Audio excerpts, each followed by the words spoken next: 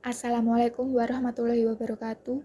Saya Ramadhanita Putri Halim Pratama dengan NRP 3120521019 dari kelas 2D3 Teknik Informatika PSTK Lamongan, Politeknik Elektronika Negeri Surabaya.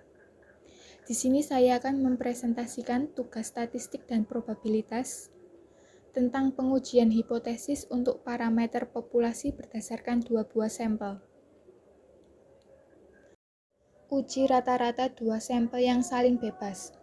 Uji hipotesis dengan menggunakan uji T dapat dilakukan untuk membandingkan dua rata-rata hitung sampel sehingga bisa ditentukan apakah sampelnya diambil dari populasi-populasi normal dengan rata-rata yang sama.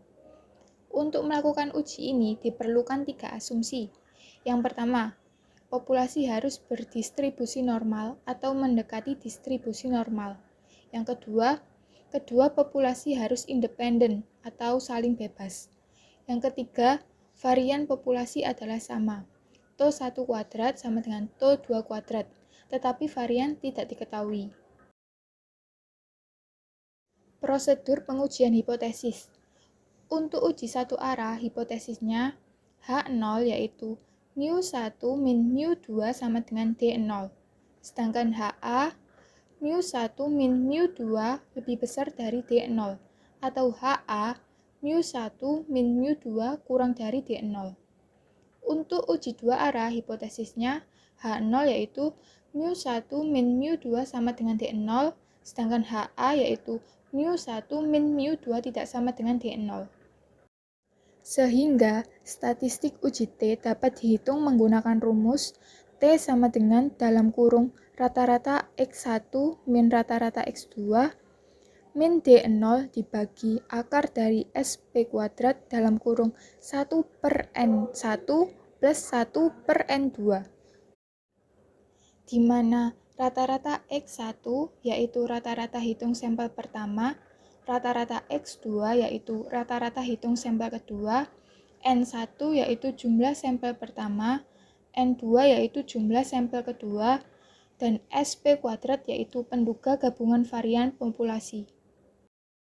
Untuk mencari SP kuadrat dapat dihitung menggunakan rumus SP kuadrat sama dengan N1 min 1 dikali S1 kuadrat ditambah N2 min 1 dikali S2 kuadrat dibagi N1 plus N2 min 2, di mana S1 kuadrat yaitu varian sampel pertama, S2 kuadrat yaitu varian sampel kedua, N1 plus N2 min 2 adalah derajat bebas. Untuk daerah penolakan ada dua. Yang pertama, T lebih besar dari T alfa, N1 plus N2 min 2 atau T lebih kecil dari min T alfa, N1 plus N2 min 2 atau p-value kurang dari alfa. Yang kedua, nilai mutlak T lebih besar dari T alfa dibagi 2, N1 plus N2 min 2 atau p-value kurang dari alfa. Oke, langsung aja ke contoh soal. Sebuah pelajaran matematika diberikan pada 12 siswa dengan metode pengajaran yang biasa. Kelas lain yang terdiri dari 10 siswa diberikan pelajaran yang sama tetapi dengan metode yang menggunakan bahan yang telah diprogramkan. Pada akhir semester, murid ke-12 itu diberikan ujian yang sama. Kelas pertama mencapai nilai rata-rata 85 dengan simpangan baku 4. Sedangkan kelas yang menggunakan bahan yang terprogramkan memperoleh nilai rata-rata 81 dengan simpangan baku 5. Dengan taraf signifikan 0,1, ujilah hipotesis bahwa tidak ada perbedaan antara kedua metode pengajaran. Asumsikan bahwa kedua populasi berdistribusi normal dengan varian yang sama. Langsung saja ke pembahasan. Langkah-langkah menjawab soal. A.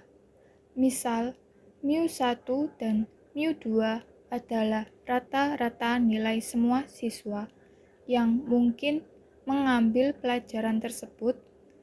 dengan kedua metode pengajaran, maka hipotesisnya adalah H0 yaitu mu1 sama dengan mu2, sedangkan H1 yaitu mu1 tidak sama dengan mu2.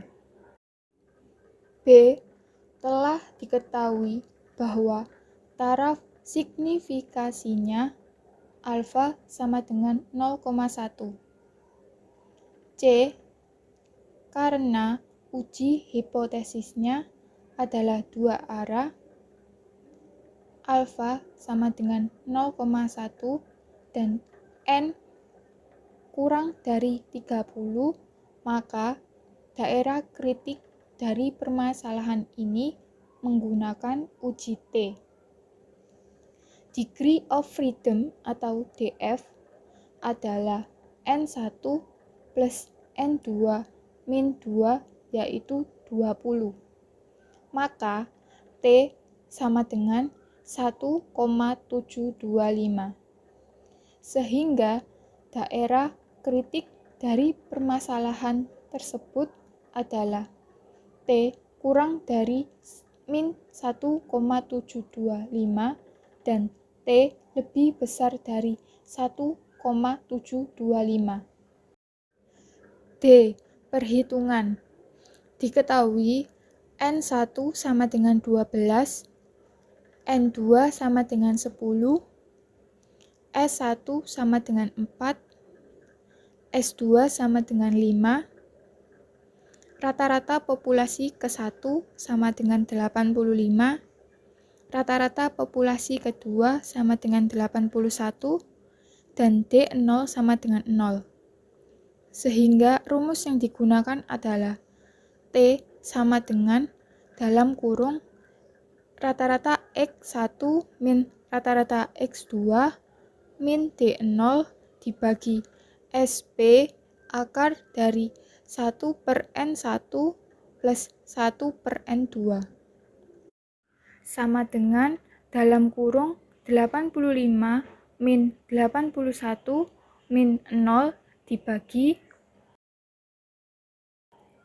Lalu kita mencari SP dengan SP sama dengan akar dari dalam kurung N1 min 1 kali S1 kuadrat ditambah dalam kurung N2 min 1 dikali S2 kuadrat dibagi N1 plus N2 min 2 sama dengan akar dari dalam kurung 12 min 1 dikali 4 kuadrat ditambah dalam kurung 10 min 1 dikali 5 kuadrat dibagi 12 ditambah 10 min 2 sama dengan 4,478.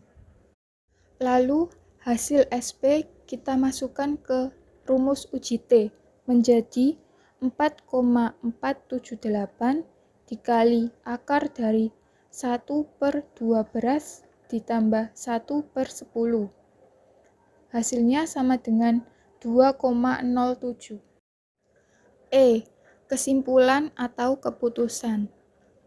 Keputusan yang dapat diambil adalah H0 ditolak karena T berada dalam rentang daerah kritiknya sebesar T lebih besar dari 1,725 yaitu 2,07 lebih besar dari 1,725. Sehingga kesimpulan yang dapat diambil adalah ada perbedaan antara metode mengajar biasa dan metode mengajar dengan bahan terprogramkan, di mana metode biasa lebih baik dibandingkan metode dengan bahan terprogramkan.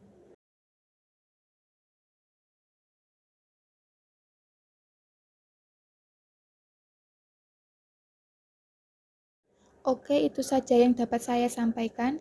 Kurang lebihnya saya mohon maaf. Terima kasih. Wassalamualaikum warahmatullahi wabarakatuh.